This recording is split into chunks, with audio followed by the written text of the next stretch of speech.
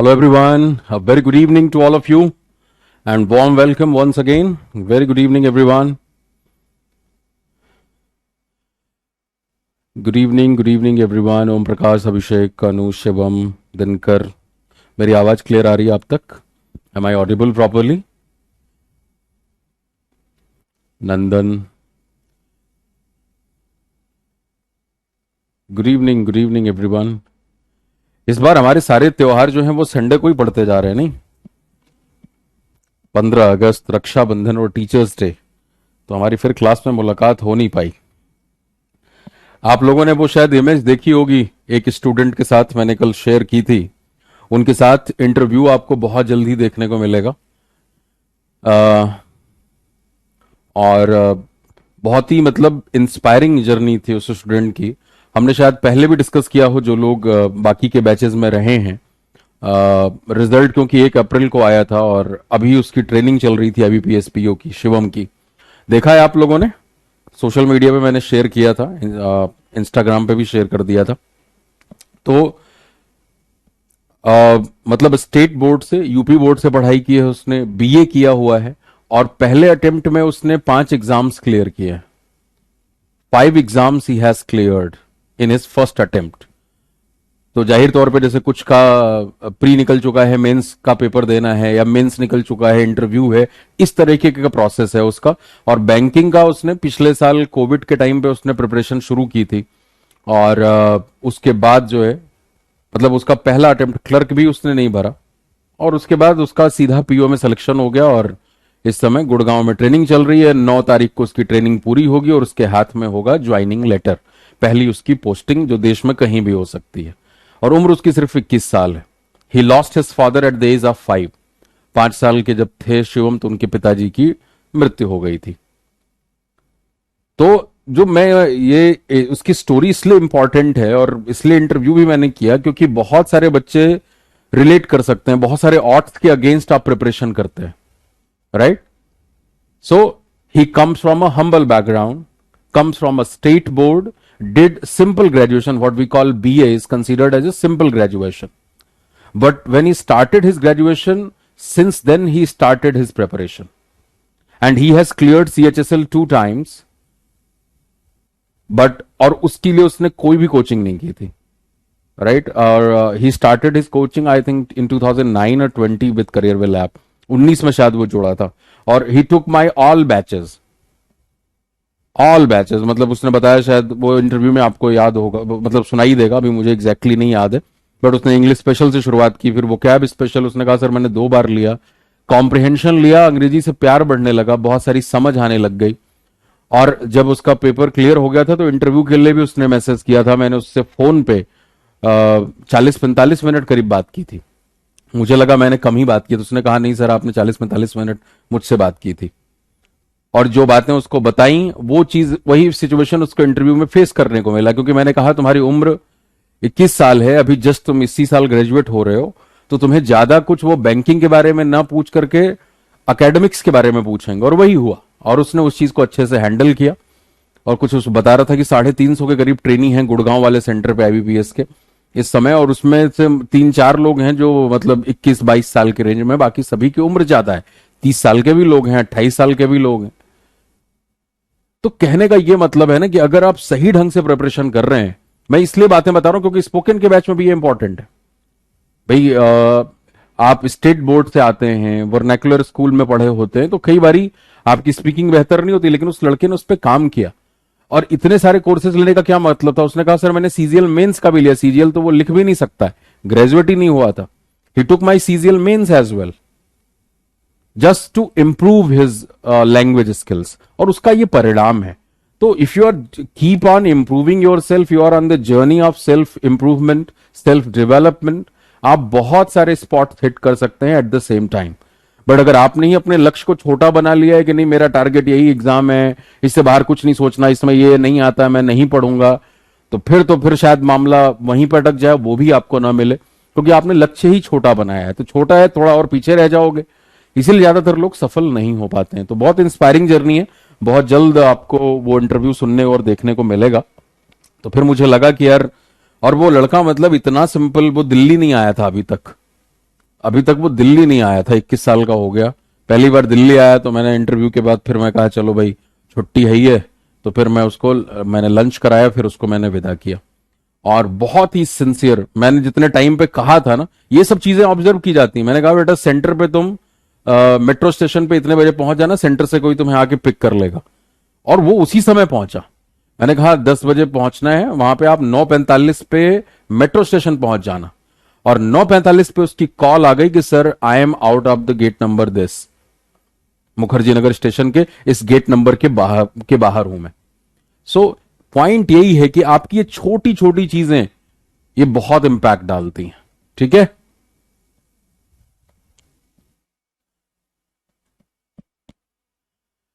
कुछ दिक्कत आ रही है क्या क्लास में?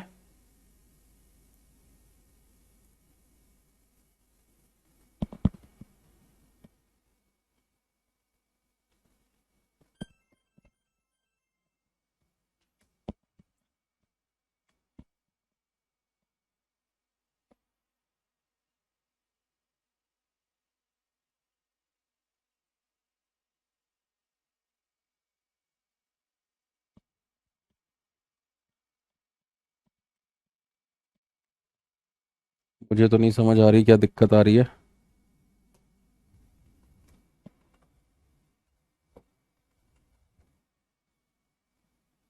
ब्राइटनेस तो ऑलरेडी कम है, देखो लीस्ट पॉसिबल है। चलिए साहब, तो आ जाते हैं। नेटवर्क प्रॉब्लम आपके एंड पे होगी, यहां पे सब कुछ ओके है। आ जाओ। How to create content, we discuss 3 different methods for this, and those methods were namely KWA, VAP and spelt method. Right, we had a very detailed discussion on these two approaches in the last class. Yes or no? Topic was this: excessive exposure of female anatomy in advertising should be banned.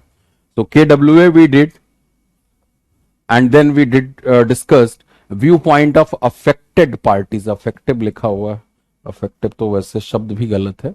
affected parties यानी जिनके ऊपर प्रभाव पड़ेगा, आप उसके बारे में भी सोचेंगे। Right,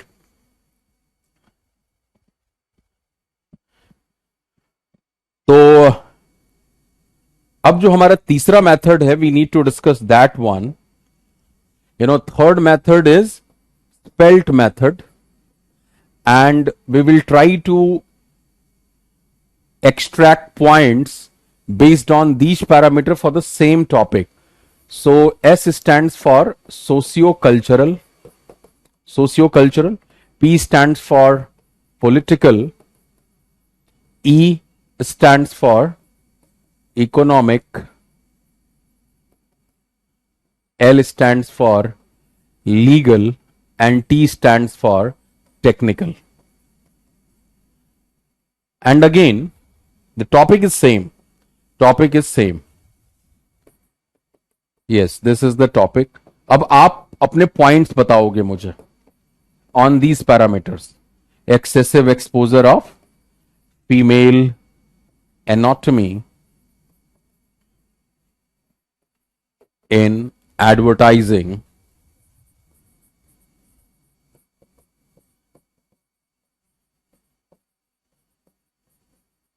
should be banned. Yes.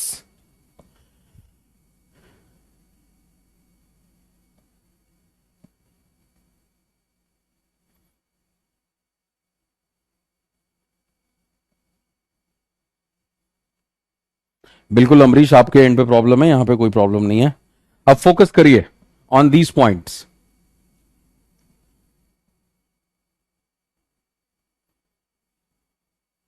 Anu, you have also a very bright future, because if you have passed 12th in 2020, and I think I am watching your performance for the last 7-8 months. I think you were in banking special batch, then English special, and then you are in spoken as well. So I'm pretty sure that you will give multiple results in coming times. Yes, point बताना शुरू करो। Socio cultural, सबसे पहला point यही है। तो भाई वहां पे क्या क्या एस्पेक्ट आएगा? Excessive exposure of female not be in advertising should be banned. Socio cultural क्या क्या एस्पेक्ट है? Write it down in the comment section. If you are suppose to create content and spelt is one of the helping hands, what kind of points are coming up to your mind as far as socio-cultural aspect is concerned related to this topic? Then we will come to the political one.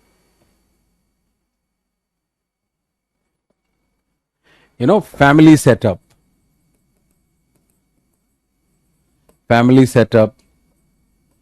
values, traditions, ये सारे के सारे जो point हैं ये किससे जुड़े हुए हैं? ये सब के सब सोशियो कल्चरल पॉइंट्स हैं, इनसे रिलेटेड जितने भी इश्यूज हैं।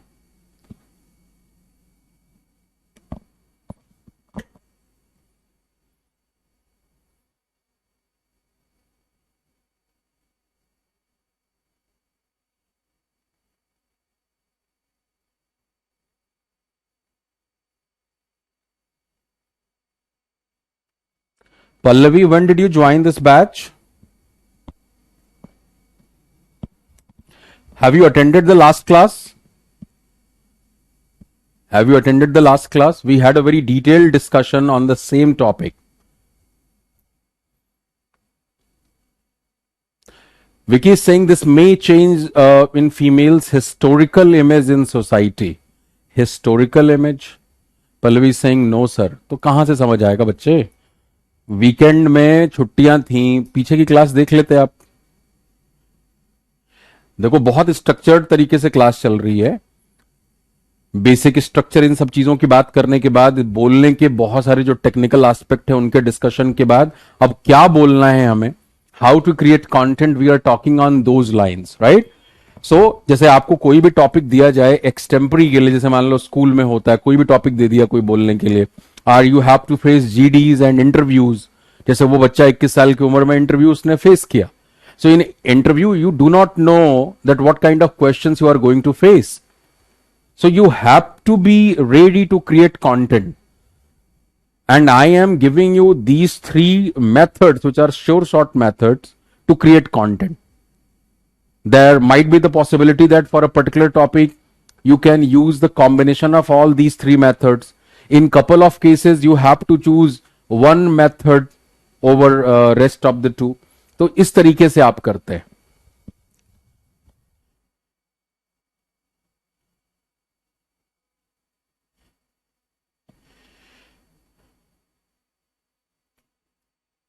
Amit is saying, firstly, we have to think about the we can watch the advertisement in front of family, or it has positive impact or negative impact on children. Right. Historical image is not the correct word, Vicky. Siddharth is saying sensual things in front of family. Okay. तो एक वो aspect की आप चर्चा कर सकते हो, जैसे मैंने आपको बात करी थी कि भाई जब हमने कीवर्ड एनालिसिस भी किया था कि व्हाट इज एक्सेसिव एक्सपोजर, वो अलग अलग सोसाइटी के लिए अलग अलग होगा, ठीक है, और उसके पीछे क्या कारण है, क्यों उस तरह के कपड़े हैं, उसके पीछे की कहानी है पूरी। तो आप उस एस्पेक्ट की पूरी चर्चा वहां पे कर सकते हो, वैल्यू सिस्टम की बात कर सकते हो, ट्रेडिशन की बात कर सकते हो कि ये किस तरह की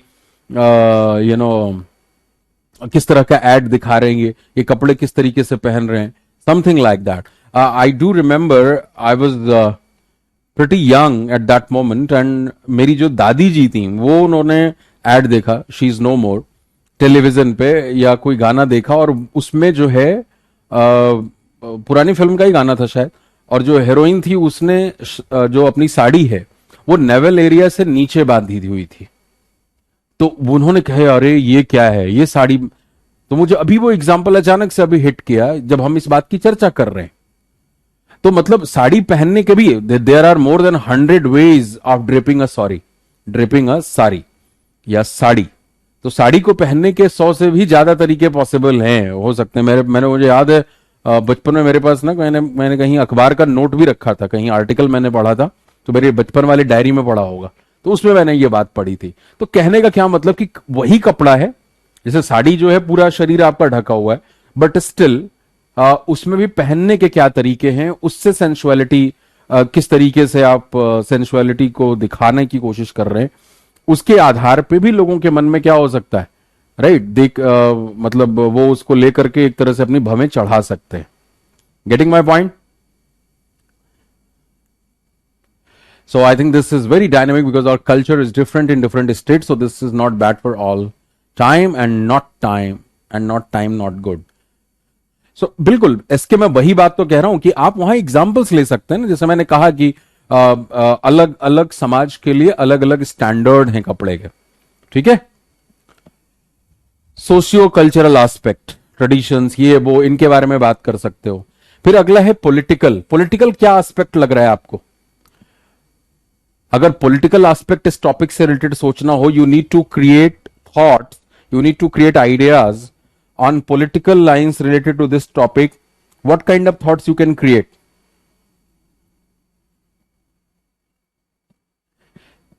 राइट. पॉलिटिकल विल मतलब जैसे होता है कि भाई जो राजनीति, जो लोग शासन व्यवस्था में हैं, वो इस काम को करना चाहते हैं या नहीं करना चाहते हैं. Are they interested to implement this kind of thing or not? So आप उसके बारे में सोच सकते हो. Political expediency, there is a term called political expediency. How many of you are aware of this? It's a good word. Political expediency.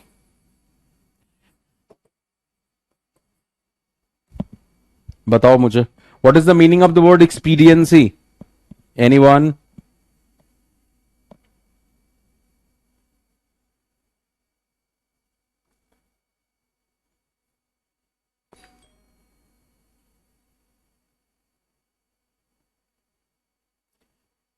अगर आप discussion सुनते हैं तो this is a very common word.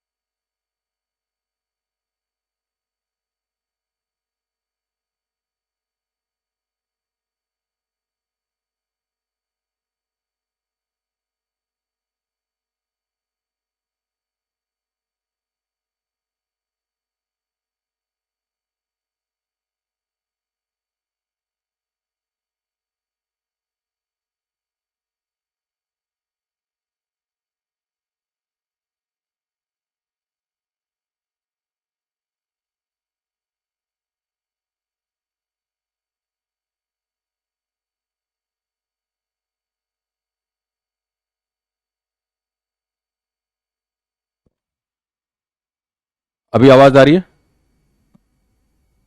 Am I audible now? Means what? You didn't listen what is political expediency.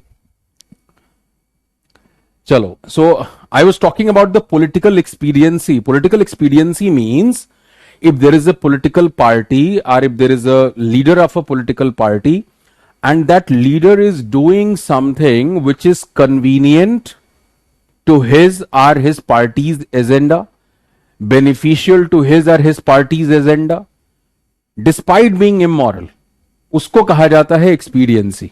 ठीक है. तो political expediency का मतलब कि भाई जैसे राजनीति में there is a saying that there is no permanent friends or foes. In politics there is no permanent friends or foes, यानी न तो कोई परमानेंट दुश्मन है न कोई दोस्त है. जहां उनके राजनीतिक आंकड़े सही दिखाई देते हैं, उनको लगता है कि उनका फ्यूचर बेहतर होने वाला, वो उस पार्टी में चले जाते हैं. हाँ या ना? इसी को कहा जाता है एक्सपीडियंसी. कि भाई आप कोई भी काम जो आपके फायदे के लिए है, जो आपके लिए अच्छा है, भले ही वो काम इमोरल हो, वो गलत हो, लेकिन क्योंकि आपके लिए फायदेमंद है, आप उस काम को कर रहे हैं, उस काम को एक्सेप्ट कर रहे हैं। That is called what? That is called expediency. So I think अब आपको पॉलिटिकल एक्सपीडियंसी समझ में आ गई सभी को। यस और नो? यस और no? So sometimes of the kind of advertisement you want to show are the topic जिसके ऊपर आप वो एड दिखा रहे हैं। कई बार एड के ऊपर विवाद हो जाता है। अब जैसे अभी आप देखो, जोमेटो का लेटेस्ट एड है, I think for the last 2 to 3 days 4 days हम देख रहे हैं जोमेटो का नया एड। कितने लोगों ने देखा है? There is advertisement of Zomato where I think Hrithik Roshan is there and Katrina Kaif is there. वो एडवर्टीजमेंट देखिए आपने। अब उसके ऊपर भी विवाद हो गया है। विवाद ये है कि भाई वो कुछ पानी वानी देने की बात कर रहे हैं या कुछ देने की बात कर रहे हैं, रुकने के लिए कह रहे हैं, लेकिन क्योंकि अगला ऑर्डर आ गया है तो जो जोमेटो वॉलेट है वो तुरंत उसको जाना है। और वो कह भी क्या रहा है कि क्यों, आप चाहे कटरीना कैफ हो या ऋतिक रोशन हो, हर कस्टमर हमारे लिए बराबर है। तो वहां पे एक नया पर्सपेक्टिव आ गया। अब देखो, ये सोशियो कल्चरल एस्पेक्ट है जो एनालिसिस शुरू हो गई तुरंत, कि this simply reflects that what kind of pressurized situation these wallets are working. The conditions of working is not very much humane, right? तो ये मतलब इतना ज्यादा प्रेशर है उनके ऊपर, ठीक है। तो कहने का मतलब क्या है कि उसकी एनालिसिस जब होती है, या गूगल का एक ऐड था, या आप चॉकलेट्स के ऐड देख रहे होते हैं, या बहुत इस तरह के सर्फ के ऐड के ऊपर कई बार बवाल हो रखा है, तो वहां पे ये पूरा का पूरा एस्पेक्ट निकल के आएगा, राइट? वहां पे वो पूरा का पूरा एस्पेक्ट निकल के आएगा। रिलीजन का एस्पेक्ट कई बार निकल के आता है, किस तरीके से सॉफ्ट तरीके से रिलीजन को डाला जाता है। जैसे आप देखें कि 90s की फिल्मों में, खासतौर से 90s में, आप 95 के बाद की फिल्मों को देखें तो एक तरह से बहुत सटल तरीके से क्रिश्चियनिटी को दिखाया गया है, या एक मतलब जिसको हम सॉफ्ट वे कहते हैं। या शाहरुख खान की भी जो मूवी थी, आई थिंक दिल तो पागल है थी, या कुछ कुछ होता है, जिसमें उसकी लड़की जो है वो अल्लाह से जो है दुआ मांग रही है। कौन सी फिल्म थी? तो अब ये दिखाने की क्या जरूरत है अल्लाह से दुआ मांगने की, कि भाई वहां पे वो हिंदू भी है, हिंदू है, पिता हिंदू है और परिवार हिंदू है, लेकिन वो फिर उसको दुआ मांगते हुए दिखा रहे हैं। या एक ऐसी एक सर्फ का ऐड आया था, होली का ऐड था, जिसमें 2 बच्चे दिखाए जा रहे हैं, हिंदू मुस्लिम। मुस्लिम वाले बच्चे पर रंग बिल्कुल नहीं पड़ना चाहिए। तो कई बार ये बहुत सटल तरीके से ये चीजें करी जाती हैं, और उनके ऊपर, क्योंकि ये सबका सब एक्सपीरियंस और इम्पैक्ट की बात है, कहां अपीजमेंट की बात है। जैसे आप पॉलिटिक्स ऑफ अपीजमेंट की बात सुनते हैं, तुष्टिकरण की राजनीति, तो वहां पे अलग अलग संप्रदाय को संतुष्ट करने की भी कोशिश है वहां पे, वोट बैंक के लिए, राइट? और फिर आपको शायद पता नहीं, देर हमने ये वर्ड डिस्कस किया नहीं, वोकैब में किया होगा definitely. How many of you are aware of the root of the word secular? Secular शब्द का जन्म कहां से हुआ है? कितने लोगों को पता? जो पुराने स्टूडेंट्स हैं उन्होंने जरूर कहीं ना कहीं पढ़ा सुना होगा मेरे साथ। अब सेक्युलर शब्द का दिमाग में हमारे क्या मतलब डाला गया, and what was the literal meaning of that word, and what was the reason जिसकी वजह से ये सेक्युलर वर्ड जो है, सोशलिस्ट वर्ड, हमारे संविधान के प्रियम्बल में भी नहीं था, right? Getting my point or not? तो अब ये क्यों उसमें ऐड किया गया? डिस्कस किया है ना, हाँ, सेक्ट बताया था मैंने। अब सेक्ट का मतलब ही क्या है? डिवीजन। और सेक्युलर शब्द आया कहां से है कि भाई जब यूरोपियन कंट्रीज में जो है धार्मिक लोग जो थे, जो चर्च के पादरी थे, जो धर्म के कामों से जुड़े थे, वो सरकार के खिलाफ जब आम जनता को भड़काने का काम करते थे, तो राजा लोग डिस्टर्ब होने लग गए, परेशान होने लग गए कि यार ये अजब मामला है। क्योंकि आदमी जैसे कहते हैं ना धर्मांध, धर्म में ज्यादा जोर बिलीफ पे होता है, इंक्वायरी पे कम होता है। और आदमी जब सिर्फ मानना शुरू कर देता है, जानने की तरफ आगे नहीं बढ़ता, और वो किसी भी धर्म में, वो किसी भी धर्म के अंदर ये पॉसिबिलिटी है कि आप जानने की कोशिश नहीं कर रहे कि जो कहा गया वो कब कहा गया, क्यों कहा गया, किस कॉन्टेक्स्ट में कहा गया, वो लिटरल है। आज मैं अभी एक आर्टिकल और देख रहा था, और इससे पूरा एजेंडे का समझ में आता है, scroll.in के ऊपर। अब उसमें चर्चा घोड़ों पे हो रही है कि घोड़े तो थे ही नहीं इंडस वैली सिविलाइजेशन में, ऐसा और वैसा, हड़प्पा में हमें कुछ मिला नहीं, और ये संस्कृत में हमारे पुराणों में, वैदिक लिटरेचर में इनका कैसे इस्तेमाल है, ये है वो है, मतलब पूरा का पूरा उसको मिथक बताने के पीछे कि ये सब मिथ है, ये सब मिथ है। तो ये चलता रहता है, ये पूरी दुनिया में इस तरह का संघर्ष चलता है, क्योंकि आदमी की ये बहुत बेसिक मतलब क्या कह सकते हो, ये इंस्टिंक्ट है कि मैं बेहतर हूं तुम कमतर हो, मैं अच्छा है तुम बुरा हो, यही तो लड़ाई है दुनिया में। और कम जगह पे इस तरह की सहिष्णुता वाला सिस्टम है जो इस लैंड में रहा है लंबे समय से। और एक सेल्फ इंक्वायरी, जैसे मैंने कहा, रिलीजन को भी करेक्ट करने की बात, आखिर जैनिज्म और बुद्धिज्म का जन्म हिंदुइज्म से ही हुआ, because there was room for self correction. जब हिंदुइज्म में कर्मकांड और नाटकबाजी ज्यादा बढ़ गई, यानी you are just on the surface, you are not getting the मूल, आपको मेन बात नहीं समझ में आ रही है, आप सतही हैं, तो भाई वहां पे फिर करेक्शन की जरूरत हुई। तो ये करेक्शन की जरूरत हमेशा है कि कौन सी बात कब क्यों कही गई थी, किस कॉन्टेक्स्ट में कही गई थी, उसमें क्या वो प्रोजेक्ट करने की कोशिश कर रहे हैं, राइट, ये सारी चीजें। तो कहने का मतलब कि पॉलिटिकल एक्सपीडियंसी, जैसे चुनाव जब भी आते हैं तो कैसे कैसे काम होते हैं वो सब आपने देखा है, आप बेहतर तरीके से समझते हैं, और कैसे हमें चूना लगाया जाता है वो भी आप बेहतर जानते हैं।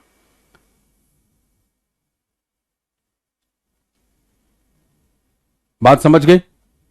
चलिए जी, तो पॉलिटिकल एक्सपीडियंसी की बात हो गई। यहां पे आप पॉलिटिकल एस्पेक्ट इस तरह से डिस्कस कर सकते हैं, चुनावों के दौरान भाषणों का एग्जाम्पल ले सकते हैं, या क्योंकि हाँ हम बात करते सेक्युलर की, वो वर्ड छूट गया हमारा।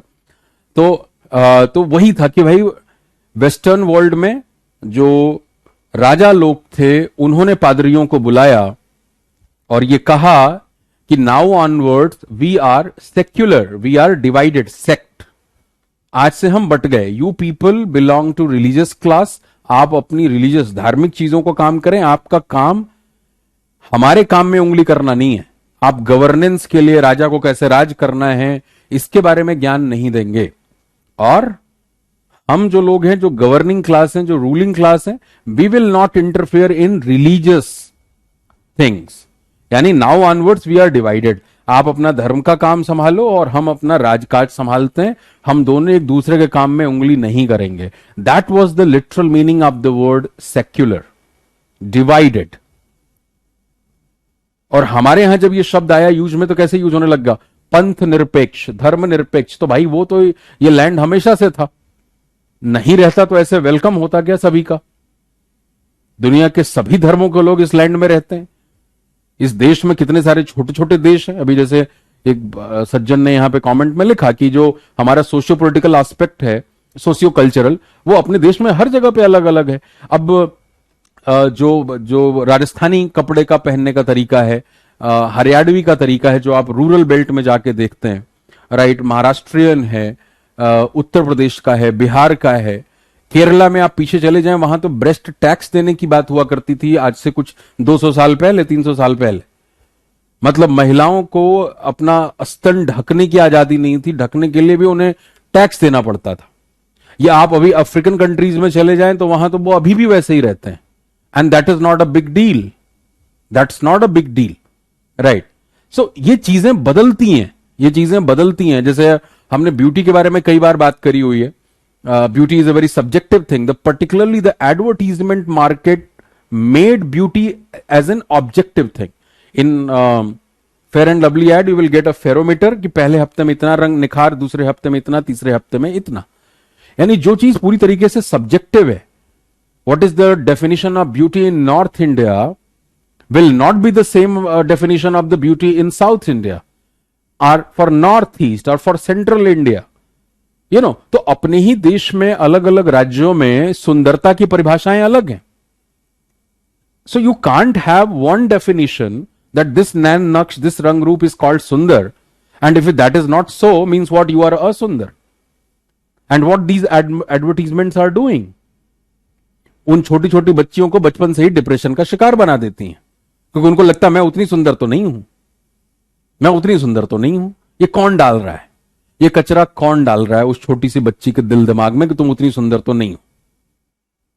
कौन होते हैं आप ये सुंदरता की परिभाषा गढ़ने वाले, राइट? तो वो बेचारी बचपन से ही डाउन होकर के जी रही है कि नहीं नहीं मैं तो उतनी सुंदर नहीं हूं, वो वाली मेरी दोस्त जो है वो क्लासमेट इतनी सुंदर है, वो बहुत स्मार्ट है, कॉन्फिडेंट है, मैं तो उतनी सुंदर नहीं हूं। अरे आपकी आपकी जो रियल क्वालिटीज हैं वो आपको सुंदर बनाती है। मैं कैसा दिखता हूं, मेरा रंग रूप कैसा है, इसमें कुछ मेरा किया धरा है क्या? बिल्कुल नहीं है। तो जिस चीज में हमारा कोई योगदान है ही नहीं, उसमें ना तो प्राइड लेने का कोई मतलब है और ना तो डाउन फील करने का मतलब है। ना तो प्राइड लेने का मतलब है, ना तो डाउन फील करने का मतलब है। और देखिए, डिफरेंटली एबल्ड क्यों कहा जाता है, पैरालंपियंस ने प्रूव कर दिया। जितने ओलंपियंस ने मेडल जीते उनसे ज्यादा पैरालंपियंस ने जीते हैं। तो वो डिफरेंटली एबल्ड हैं, वो ऐसे ही नहीं कहा गया। वो डिफरेंटली एबल्ड हैं, उनकी योग्यताएं अलग हैं। हमें डिसेबल्ड कहने का उन्हें कोई हक नहीं है, हैंडीकैप्ड कहने का कोई हक नहीं है। डिसेबल्ड और हैंडीकैप्ड तो हम हैं। Like if all the organs are absolutely set and fine, but still I am struggling in my life, I am not able to execute the plans I have for myself in my mind. Whatever I promised to myself in the morning, I am not able to meet that promise by the end of the day. So every day I am becoming weak. So I am disabled. They are not. They are absolutely fantastic.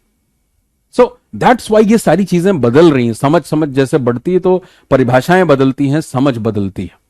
तो कहने का मतलब कि if you go to Africa, the definition of beauty is absolutely different.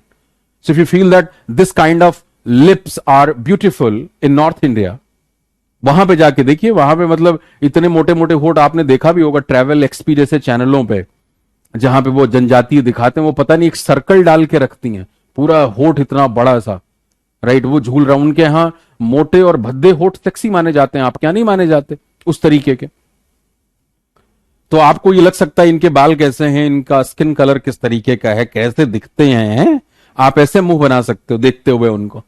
But they are absolutely beautiful in their own ways. When they become 11, 12, and when hormones get changed in their bodies, they also get attracted to each other because that's the nature's trick. That is bound to happen. If you're a male, you will be attracted to females. If you're a female, you will be attracted to a male. As simple as that. So that is all about chemistry, and that does happen everywhere. That does happen everywhere. तब जाकर के हम 7.25 अरब हुए, और ज्यादातर जनसंख्या पिछले 150 से 200 सालों में बढ़ी है। तो ये हर जगह हो रहा है। गेटिंग द पॉइंट और नॉट? तो खैर, पॉलिटिकल एक्सपीडियंसी की हम बात कर सकते हैं। अब जैसे आप देखो, अभी आपको ये देखने में मिला है पिछले 2-3 सालों में, खासतौर से OTT प्लेटफॉर्म्स, SR नो, भरपूर वहां पे आपके पास जो कंटेंट है वो सॉफ्ट पॉर्न का कंटेंट वहां पे दिया गया है। लेकिन अब क्या है कि वहां पे वो कानून के अंदर नहीं आता। वो कहते हैं कि जी सेंसर बोर्ड तो फिल्मों के लिए है, उनके लिए नया कानून बनाना पड़ेगा। तो ये बड़ा तरीका होता है जो पॉलिटिकल तरीका है, कानूनी तरीका। ये कानून के दायरे में, सॉरी, वो हम लीगल में डिस्कस करेंगे। तो यहां पे हम ये डिस्कस जरूर कर सकते हैं कि if some sort of benefits are coming from those who are running the whole system to a political party और the party who is ruling the country, they will not execute this because that is not as per their agenda. जो उनके financiers हैं, जो उनके supporters हैं, अगर उनका फायदा हो रहा है, भले ही वो काम गलत है, लेकिन क्योंकि उस पार्टी का फायदा हो रहा है और वो उसके पॉलिटिकल एजेंडे के हिसाब से जाता है, वो ये काम नहीं करेंगे। अगला है आपके पास इकोनॉमिक। हाँ जी, what is the economic repercussions? अगर आप बैन कर देते हैं इस एड पे, तो इकोनॉमिक रेपरकशंस क्या होंगे?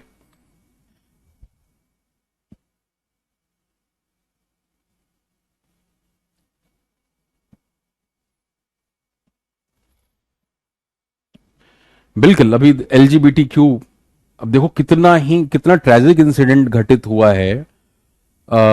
हरियाणा का ही है ना वो, शायद मुझे भी किसी से पता लगा, I couldn't follow that news, जहां पे एक 20 साल के लड़के ने अपने ही परिवार में अपने माँ बाप बहन और नानी की हत्या की है अपने बाप के रिवॉल्वर से। एंड क्योंकि वो शायद गे था और घर वाले उसके इस स्टेटस के लिए, इस सेक्सुअल स्टेटस के लिए, सेक्सुअल इंक्लिनेशन को एक्सेप्ट करने के लिए तैयार नहीं थे। Have you heard of this news? Lack of social cohesion is rising day by day. Yes yes, Rohtak. So when we are talking about here, Amrish is talking about the lack of social cohesion. Society is a bigger unit. The basic unit is what? Family, ना? सबसे पहले आता है individual. एक इंसान के तौर पे आप कैसे हैं, इंडिविजुअल से मिलकर के फैमिली बनती है. This is happening with in a family. This is happening within a family. This kind of intolerance we have within a family. So before raising questions over system, government, this and that, look at yourself. Look at your immediate relations, your immediate communications, how honest you are in your, day-to-day communication with each other, particularly in a particular family. Are you able to put forward your ideas or not? अब जैसे कल जिस बच्चे का मैंने interview किया, वो आपको इंटरव्यू में देखने सुनने को भी मिलेगा. मैं वैसे स्पॉइलर दे रहा हूं, खराब हो जा रहा, बट आप फिर भी सुनेंगे. I do know. उस बच्चे के जब पिता की डेथ हुई 5 साल की उम्र में, तो चाचा ने ये प्रण लिया कि वो शादी नहीं करेंगे और इस बच्चे को ही रेज करेंगे. घर में कोई और नहीं है, दादी भी थी, सब मिल करके पूरा फोकस इस बात के ऊपर था. और उसने कल ये बात मुझे इंटरव्यू में बताई कि सर मैं 21 साल को, मेरे चाचा जी 50 साल के हो रहे हैं. 30 इयर्स का जनरेशन गैप है. ये तो जनरेशन ही गैप है. 20 साल में हो जाता है, 22 साल में हो जाता है. लेकिन आज भी मैं चाचा जी के साथ हर बात खुल के कर सकता हूं और वो भी मुझे हर बात कहते हैं. और मैं, मेरी कोई बात हल्के में नहीं लेता, अरे लड़का है अभी, ये क्या जानता है, ऐसा नहीं. अगर मैं कोई बात कहता हूं तो वो खुद 2 से 3 दिन उसके ऊपर रिसर्च करते हैं, जानने की कोशिश करते हैं, अपने सर्कल में पता करते हैं, तब मेरे पास आते हैं. और मेरे भी कितने दोस्त हैं, कैसे दोस्त हैं वो, क्या नया हुआ है. उस बीच में कॉल भी आया, बताया हाँ सर सत्येंद्र सर के साथ बैठा हुआ हूं. वो भी मेरी क्लासेस देखते थे. कहा सर मम्मी चाचा सभी लोग बैठ करके आपकी क्लासेस देखते थे. मैं कॉम्प्रिहेंशन बैच में कहते थे हेडफोन निकालो, हम सभी को सुनना है. तो everyone is aware of that. What a beautiful relationship is this. आज बच्चे अपने फैमिली के अंदर कितने फ्रस्ट्रेट हैं, अपने सिस्टम के अंदर कितने फ्रस्ट्रेट हैं, कई बार अपनी बेवकूफियों की वजह से, कई बार फैमिलियल बेवकूफियों की वजह से. तो आपका पढ़ने में मन कहां पे लगेगा जहां इस तरह का कल्चर है. एक फैमिली को पहले सुंदर बनाइए ना, कम्युनिकेशन बेहतर रखिए, साफ रखिए. हम तो घर के अंदर मुखौटे लगा के घूम रहे हैं. बेटा बेटा का लगा रखा है, रोल निभा रहा है मुखौटा, पिता पिता का निभा रहे हैं, दोनों रोल निभा रहे हैं बाप और बेटे के. अरे इंसान बन जाओ, रियल कम्युनिकेशन हो जाएगा. लेकिन हम तो रोल निभा रहे होते हैं. दोनों को अंडरस्टैंडिंग भी होनी चाहिए कि जो सामने इंसान खड़ा है, पिता है, अगर बड़ा है वो मुझसे, तो वो एक जर्नी उन्होंने देखी हुई है. वो शायद जिस जिस पड़ाव से मैं गुजर रहा हूं वो पहले गुजर चुके हैं. तो अगर कुछ बता रहे हैं, कुछ समझाने की कोशिश कर रहे हैं, तो जरा ध्यान दे लूं मैं उसके ऊपर. हो सकता है कुछ फायदा हो जाए. ये निगेट कर देना आपको क्या पता है, ये बहुत नॉर्मल सी बात है, सुनते ही नहीं आजकल. अरे तुम्हें कुछ पता है तो तुम बताओ सिंसियरली, वो भी सुनेंगे फिर. और अगर तुम अच्छा करोगे तो वो सुनेंगे ही सुनेंगे. तुमने कभी वो किया भी नहीं तो उनको कॉन्फिडेंस नहीं आता कि नालायकी है, क्या ही करेगा ये. तो बेचारे माता पिता परेशान रहते हैं, या जो भी घर में बुजुर्ग हैं वो क्या ही चाहते हैं, वो यही चाहते हैं कि आप ठीक ठाक रहो, सेटल्ड रहो, जो भी काम कर रहे हो उसमें अच्छा परफॉर्म करो, जिंदगी तुम्हारी सुधर जाए, लाइफ सेट हो जाए. But what kind of tussle is there. तो जब हम ये सोशियो कल्चरल की बात कर रहे हैं ना, तो ये सारे एस्पेक्ट वहां पे निकल के आएंगे. आज के टाइम में तो आप कितनी सारी और बातें इसमें लेके आ सकते हो. With the advent of internet, there was a, कौन सा था, ब्लू व्हेल करके गेम होती थी ना, जिसमें बच्चे सुसाइड कर लेते थे 12 साल 13 साल के. कितनी सारी एडवाइजरीज पेरेंट्स के लिए जारी करी गई थी कि अगर आपका बच्चा 3-4 दिनों से बिल्कुल चुपचाप है, आपसे बात नहीं कर रहा, तो आप सतर्क हो जाइए. और कितने बच्चों की डेथ हुई थी. ब्लू व्हेल ही था या कुछ और था. बेटा आई के साथ बिलोंग्स नहीं लगता नवीन, आई बिलोंग होता है. लिखने से पहले सोचो, I belong. This was the case. So what was happening particularly in 14, 15, 16 years, जब टीन एज आता था तब थोड़ा रेबल होता था बच्चा ऑटोमेटिकली. वो सब जैसे मैंने कहा वो हार्मोन्स का लेन देन है. लेकिन आज बच्चे 6 साल 7 साल में, 8 साल में, जो खासतौर से हमारी सो कॉल्ड अच्छी सोसाइटी है, जैसे हम कहते हैं सिविलाइज्ड, पैसे वाले लोग, अपर क्लास जो है, अपर मिडिल क्लास जो है, उनमें कई बार बच्चे 7 साल 8 साल की उम्र में कट जा रहे हैं. बात ही करना बंद हो जाता है. उनका अपना कमरा है, उनकी अपनी गाड़ी है, ड्राइवर है, सारी सुविधाएं दे रखी हैं, बट जो रियल कम्युनिकेशन है वो गायब है. बच्चा अकेला है. The suicide rates are absolutely alarming in children for the last 5 years. आप डेटा जाके देखिए. अब जिस देश में बच्चे सुसाइड करने लग जाएं, 15 साल से नीचे के बच्चों के सुसाइड के जो आंकड़े हैं वो खतरनाक हैं. मीन्स व्हाट, कुछ बहुत बेसिक हम गड़बड़ कर रहे हैं जो हमें नजर नहीं आ रहा. और वो बेसिक यहीं से शुरू होता है. When we are talking about socio cultural, that starts from your family. Family से मोहल्ला बनेगा, मोहल्ले से जिला बनेगा, समाज बनेगा, शहर बनेगा, राज्य बनेगा, देश बनेगा. तो आप जरा इंडिविजुअल और अपने आसपास की जो चीजें हैं उनको जरा अच्छे से एग्जामिन करें, चीजें वहां पे आपको समझ में आएंगी. ठीक है. तो इंटरनेट के जरिए जो जितने तरह के चैलेंजेस आए हैं वो भी समझना बहुत जरूरी है. जैसे आजकल पेरेंटल टेक्निकल एस्पेक्ट में भी हम आएंगे ना, कि भाई पेरेंटल कंट्रोलिंग होती है टेलीविजन के ऊपर, सेक्सुअल कंटेंट भरपूर है इंटरनेट पे. More than 55% content on internet is adult content, right. सबसे ज्यादा वो अवेलेबल है. बच्चे के पास फोन है, उसके पास एक्सेस है. वही बात है कि जिस उम्र में जिस चीज की जानकारी उसे होनी चाहिए, अगर उस उम्र से पहले उसको जानकारी हो गई और सही तरीके से जानकारी नहीं हुई तो वो उसकी जिंदगी भी खराब कर सकता है. तो ये सबसे बड़ी दिक्कत है कि at the current at the present time we are flooded with all kinds of information. And if you have not equipped your child properly, in like the mentally equipped, that which thing is important to me or which thing is not important or relevant to me, so there are chances that the child will be flooded away. उस बाढ़ में बह जाएगा, swayed away हो जाएगा. बिगड़ने के भी भरपूर चांसेस हैं, बहुत ज्यादा चांसेस हैं. और अब तो वो दिख भी रहा है, मतलब एक्सप्लिसिटली दिख रहा है. छोटे छोटे बच्चे और बच्चियां किस तरह का कंटेंट सोशल मीडिया पे एंटरटेनमेंट के नाम पे बना रहे हैं. और एंटरटेनमेंट में आप देखें जितना फूहड़पन है, गाली गलौज है, वो खूब बिकता है. और ओटीटी ने गाली गलौज को बिल्कुल कूल बना दिया, क्योंकि वही अभी जैसे हमने बात करी कि वहां पे कोई कट नहीं था, उनको फिल्म उनके थ्रू नहीं होके जाना था, तो उनको बहुत अच्छा लगा ये रास्ता पैसे बनाने का. जब हम इकोनॉमिक एस्पेक्ट की बात करेंगे तो जाहिर तौर पे अगर आप बैन करेंगे तो एडवर्टाइजिंग एजेंसीज का क्या होगा, उनका पूरा सिस्टम कैसे चलेगा, जो मॉडल्स हैं उनका सर्वाइवल किस तरीके से होगा, राइट. सो ये सारी चीजें, मतलब loss of livelihood to those models, companies, ये सब कैसे ऑपरेट करेंगी. और अगेन आप ये भी नहीं कह सकते कि advertisement is a bad thing.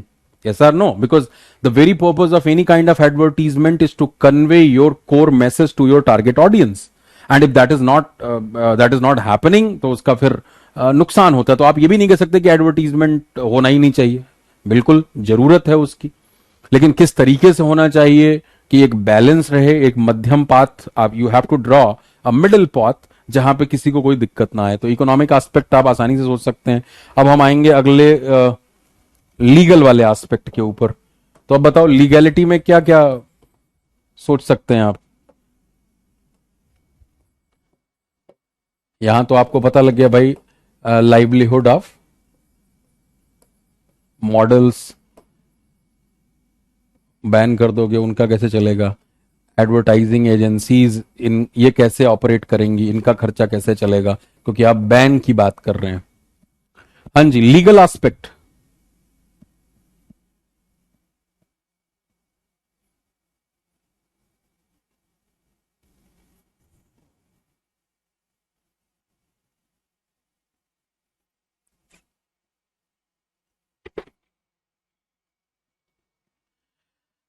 भाई लीगल एस्पेक्ट यही है कि आप एक डेमोक्रेटिक कंट्री के अंदर किस तरीके से इस पे बैन लगा सकते हैं.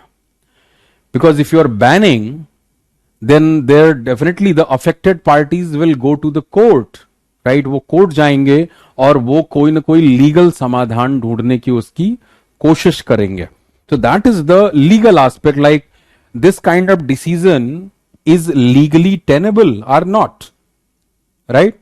Definitely the affected parties are likely to take legal action, or they have to take the recourse of any kind of legal help for that. आपने लिखा था अनु, नीचे चला गया.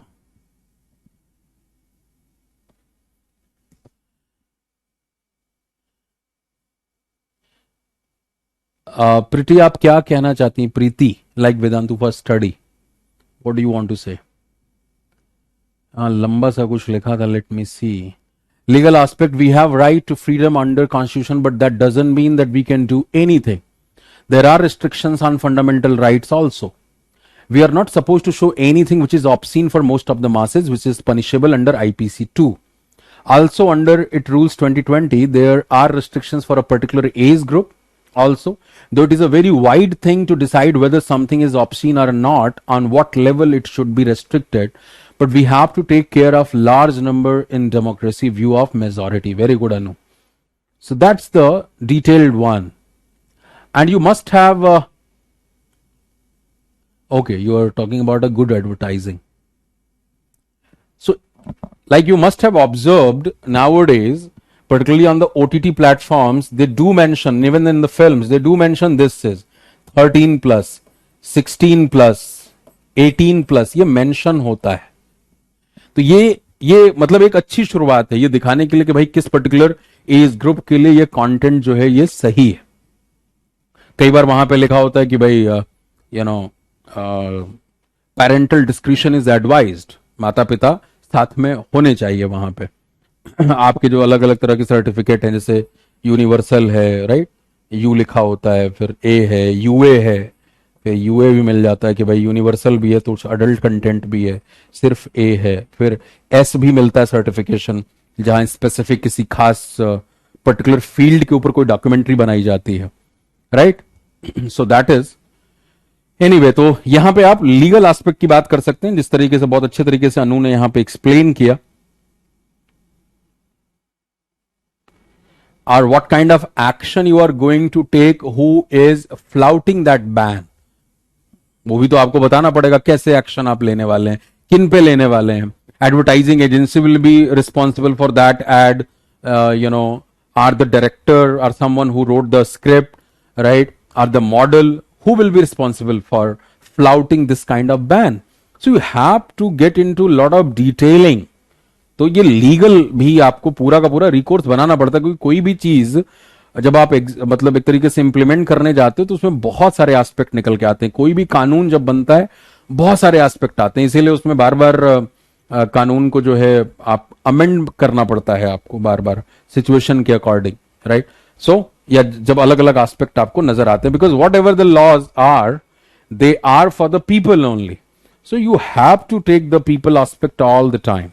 And then we are talking about the last one which is technological, not the technical per se but more of a technological.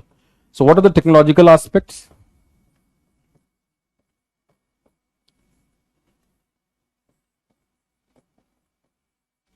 What are the technological aspects? IT rules 2021. Yes.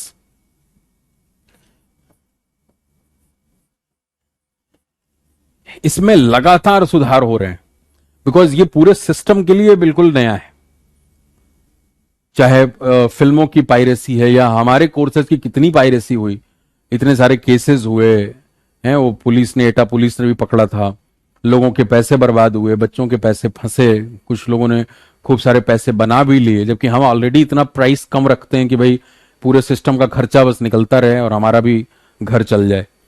इतने कम price point पे इतना कुछ ज्ञान, यही अगर आप offline में जाते या हमारे शुरू करने से पहले कुछ बड़े प्लेटफॉर्म्स, नाम यहां कभी किसी का लेना सही नहीं है, वो इंटरव्यू के 18 घंटे का जो उनका कोर्स होता था उसकी कीमत जो है वो 45 रुपए है, 4,000 रुपए है, कोई नहीं खरीदता उसको.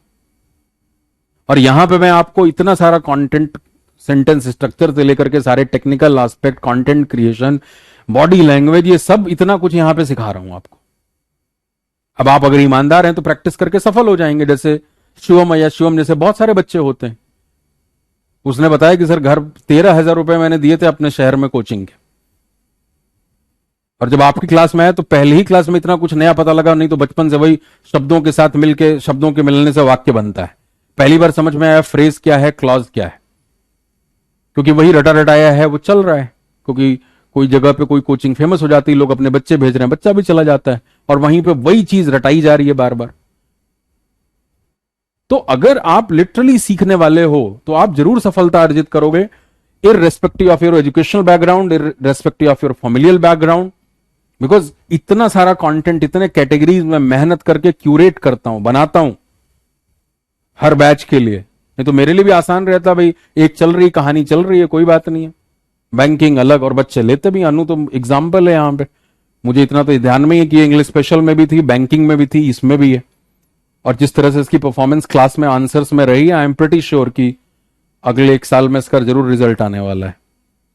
तो इस बात का जरूर ध्यान रखिए कि आपको अपने आप को बेहतर करना है। कंटेंट इतना सारा है कि उसको कैटेगराइज करना पड़ेगा।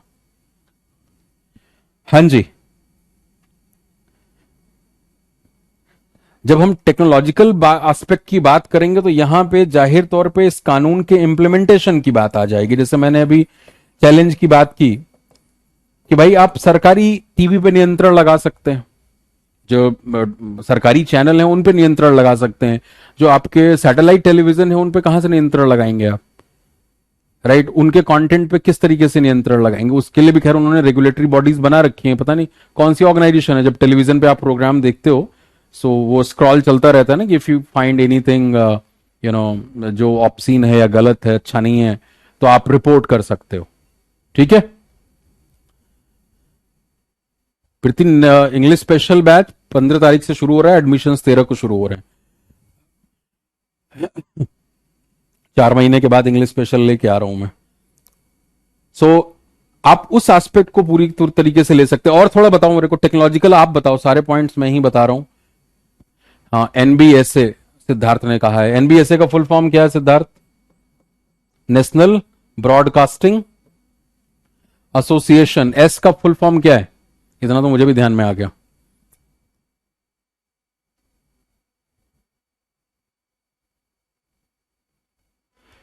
ये टेक्निकल एस्पेक्ट हो गए, टेक्नोलॉजिकल एस्पेक्ट हो गए कि भाई आप उसको किस तरीके से उस पर नियंत्रण रखने वाले हैं, रोकने वाले हैं। देयर आर रेगुलेटरी बॉडीज, वो अपने काम को किस तरीके से कर रही हैं, राइट?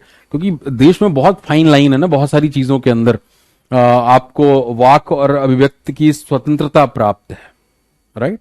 राइट टू स्पीच, संविधान की धारा 19 ख के अंतर्गत 19 बी। लेकिन अब वो, जैसे अनु ने बहुत सही तरीके से ये लिखा कि उस ऑप्शन की परिभाषा कैसे होगी, आपको एक मेजॉरिटी पॉइंट ऑफ व्यू लेके चलना पड़ेगा, राइट? अब वहां पे और ये कानून बनाने वालों के लिए बहुत मतलब दिमागी मशक्कत का काम होता है कि वो फाइन लाइन किस तरीके से ड्रॉ करें, किस कैटेगरी में। अब जैसे अभी आप देखो, जब ये केस हुआ, क्या नाम था, राज कुंद्रा वाला केस, तो then there was a debate between pornography and erotica, and even I do remember I had given this topic in a GD for CAT aspirants. मुझे याद है मैंने 2016 में ये टॉपिक दिया था, बिकॉज ये कुछ आईएम्स में पूछे जाने का इतिहास था इस टॉपिक के ऊपर। तो मैंने ये टॉपिक दिया था जीडी के डिस्कशन के लिए, pornography versus erotica, right? And that topic was given. There was a group of 10 students who got good percentile in their CAT exam, and वो अच्छा ग्रुप था, तो मैंने ये टॉपिक दिया था। So if you are not aware that what is the thin line of difference between pornography and erotica, how will you discuss that? Or if you are not aware about the LGBTQ rights, you are doing, ये कैसे topic दे दिया, pornography पे GD हो रही है। क्यों नहीं होगी भाई, क्यों नहीं होगी? That is the very reality of the system, society, globally. Internet पे 55% कंटेंट जो है वो पॉर्न का कंटेंट है।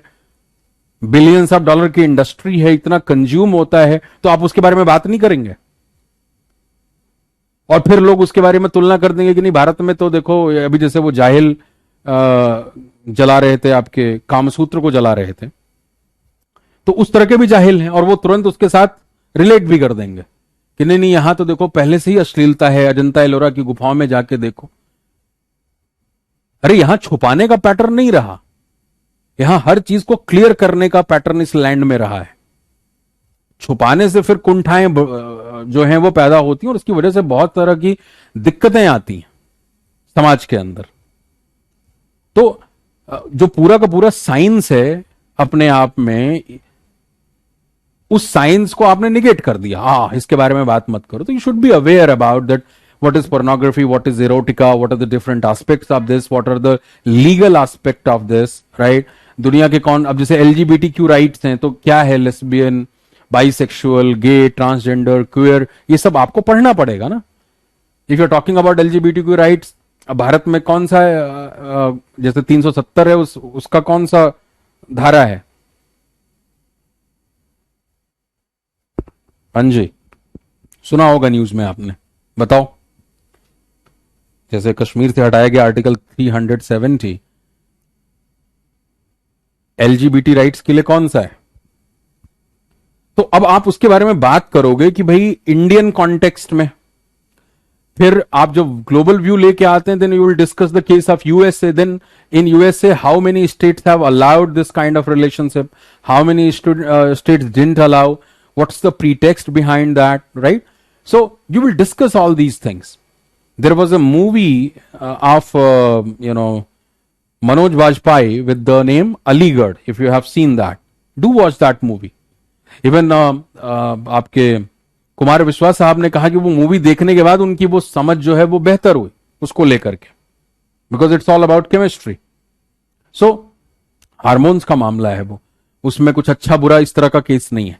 तो एनीवे, सो ये जो है टेक्नोलॉजिकल एस्पेक्ट आप वहां पे डिस्कस कर सकते हैं कि भाई आप टेक्नोलॉजिकली किस तरीके से इसको इंप्लीमेंट करेंगे, राइट? जो टेक्नोलॉजिकल एंगल है उसके बारे में आपको बात करनी पड़ेगी कि इस कानून को किस तरीके से आप इंप्लीमेंट करेंगे, कैसे रोकेंगे, कहां पे कंजम्पशन अलाउड है, कहां नहीं है.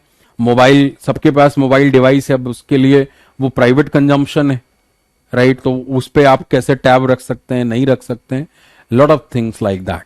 सो you can create thoughts in this particular manner. So ये था in the last 2 classes including आज की क्लास, हमने इन तीनों अप्रोचेस की बात कर ली. And like I had said कि भाई जो मैंने आपको ये टॉपिक दिया था, religion is the opium of masses, cultural policing in India is a necessary evil, and desire is the root of all suffering. We will try to discuss these 3 topics tomorrow, right? 20 minutes. That's the homework for you people. That's the homework. Because अब हम सामने तो बैठे नहीं हो आप, और वो पॉसिबल भी नहीं होता सामने होते तो भी. तो ये काम आप कर सकते हो और कमेंट सेक्शन में बता सकते हो. आपको मैं टाइम देता हूं. So jot down couple of points, like under the first topic, how many points you can think of, and try to apply the combination of these 3 methods. जैसे keyword analysis, what is religion, right? What do you understand by the opium of masses? Opium signifies what? तो keyword भी कर सकते हो. उसके बाद view point of affected parties, ये कौन अफेक्ट हो रहा है इससे? Religion is the opium of masses. तो आम जनता के ऊपर धर्म को एक टूल के जरिए किस तरीके से उसको प्रभावित किया जाता है, right? Cultural policing could be a term. Keyword analysis in Indian context is a necessary evil. Necessary evil is what? That is oxymoron. Evil का मतलब बुराई, but necessary का मतलब जरूरी है. तो ये इसके ऊपर आप डिस्कस कर सकते हो कि necessary evil is an oxymoron means what? Two contrasting words used together, and that is putting forward some idea. And desire is the root of all suffering. तो इनके बारे में आप पॉइंट्स लिख के लाइए, दिल खोल के. मैं इंतजार कर रहा हूं और कल हम इनको डिस्कस करेंगे. We will have 20 minutes, because whatever you have learned you need to apply that as well, right? So हमने पहले शुरुआत बिल्कुल वेग तरीके से की थी जो जब स्टार्ट हुआ था. ये देखो आप, यहां पे हमने वैसे आइडियाज लिए थे, हाउ टू क्रिएट कंटेंट. मैंने आपको ये दिया ट्रिगर कि आप इसके बारे में सोचें, और अब यहां पे आपको उसी तरीके से पॉइंट्स लिखने हैं, ठीक है? जैसे इस टॉपिक को हमने इतने तरह से, black is black and white is white, इतनी बातें की थी कि इन बातों पे तुम थॉट क्रिएट कर सकते हो. So jot down couple of points under all the 3 headers and we will have a detailed discussion on these topics tomorrow. That's all. Keep listening, keep imitating and keep practicing, right? जितना सुनोगे, देखोगे और उस तरह से practice करोगे, उतनी जबान आपकी साफ होगी, ठीक है? कंटेंट क्रिएशन भी अब आप सीख रहे हैं. चलिए, thank you very much everyone. Let's catch up tomorrow.